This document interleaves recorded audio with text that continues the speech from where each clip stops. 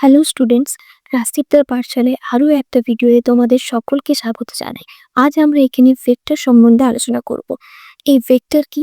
আমরা আগে ফিজিক্সেও ভেক্টর পড়েছি। এই ভেক্টরটা একটা কোয়ান্টিটি কিনা যেটা একই সাথে ম্যাগনিটিউড আর ডিরেকশন নির্দেশ করে। মানে দেখো, এখানে একটা আমরা অ্যারো দিয়ে রিপ্রেজেন্ট করা হয়। সেই অ্যারোটা কেমন দেখো, এই অ্যারোটার হেড টু টেল মানে টেল টু হেড, এটাকে আমরা ম্যাগনিটিউড শো করে একটা অ্যারো। আর এই যে অ্যারোর হেডটা, এটা ডিরেকশন নির্দেশ করে। মানে কি, ভেক্টর হচ্ছে এমন একটা রাশি যেটা একই সাথে ম্যাগনিটিউড মানে পরিমাপ আর দিক নির্দেশ করে।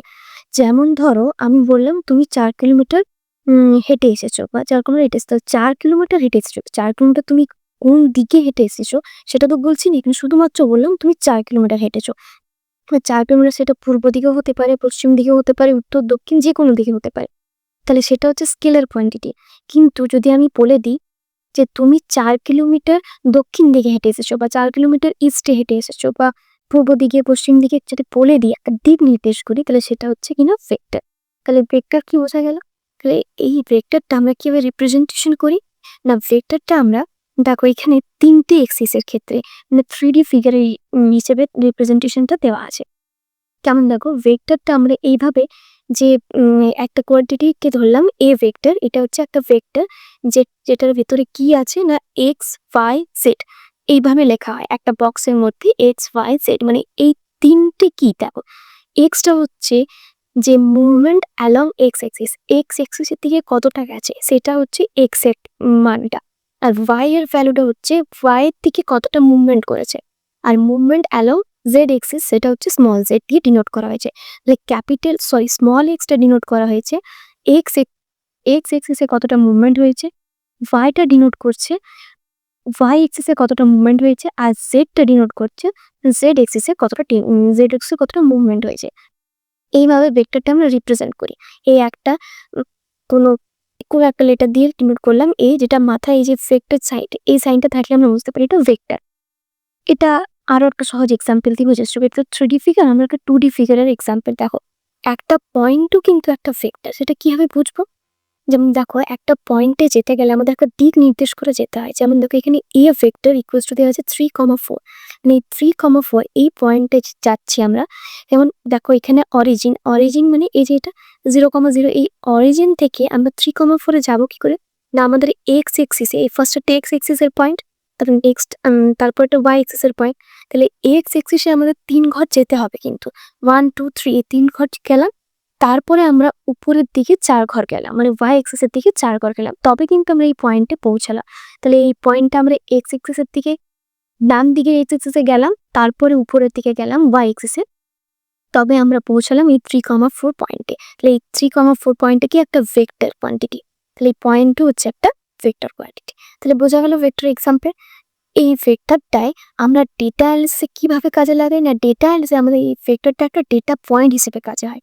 মানে আমরা প্রত্যেকটা ডেটা রেকর্ডটা ভেক্টর হিসেবে, মানে প্রত্যেকটা ডেটা রেকর্ডটা ভেক্টর হিসেবে রিপ্রেজেন্ট করি। মানে each data record is written as a vector, ভেক্টরের ফর্মে লিখি প্রত্যেকটা ডেটা রেকর্ডটাকে। যেমন দেখো, এখানে একটা স্টুডেন্টসের ফিচার্সটা, একটা স্টুডেন্টের এজ, হাইট আর ওয়েট একটা ভেক্টরের মধ্যে রাখলাম। মানে একটা ভেক্টর, আমরা যদি এক্স ভেক্টর বলি, তাহলে একটা স্টুডেন্টের এই এক্স ভেক্টরটাই কি আছে, আর তার এজ, হাইট আর ওয়েট, মানে এই তিনটা দেখলে আমরা বুঝতে পারবো এজও আছে হাইটও আছে, মানে ওই স্টুডেন্টের এজ কত, হাইট কত, ওয়েট কত। তাহলে ওর যে ডেটাটা একটা স্টুডেন্টের, সেই রেকর্ডটা আমরা একটা ভেক্টর হিসেবে, মানে একটা ভেক্টরের মতো করে এটা রিপ্রেজেন্ট করি। এটা মানে গুছিয়ে রাখলাম আর কি। We collect data about students, একটা স্টুডেন্টের ডেটাটা কালেক্ট করে রাখি ভেক্টর হিসেবে। এটা হচ্ছে 3D ভেক্টর।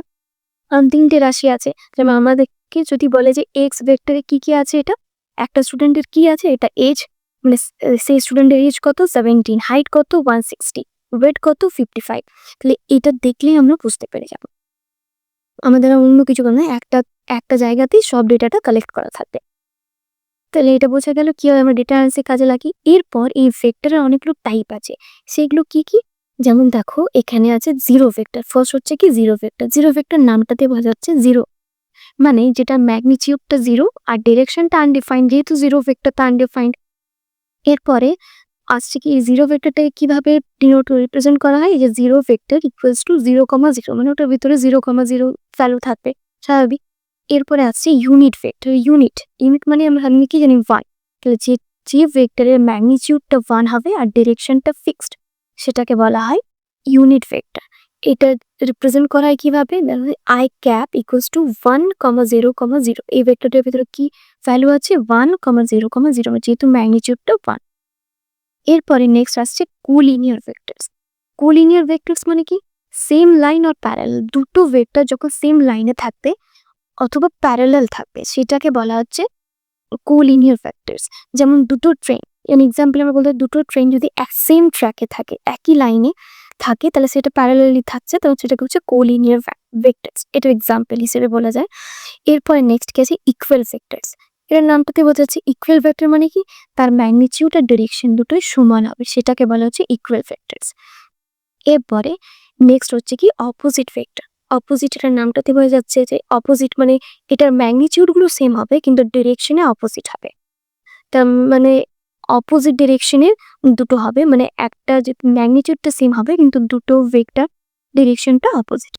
এরপর আসছে পজিশন ভেক্টর। পজিশন ভেক্টর মানে কি? অবস্থান ভেক্টর বাংলাতে বলতে গেলে, মানে from origin to any point, মানে কোনো অরিজিন থেকে কোনো পয়েন্টের যে ইয়েটা থাকে, মানে কোনো অরিজিন থেকে কোনো পয়েন্টে যেতে গেলে আমাদের যে ভেক্টরটা ডিনোট করি আমরা, সেটাকে বলা হচ্ছে পজিশন ভেক্টর।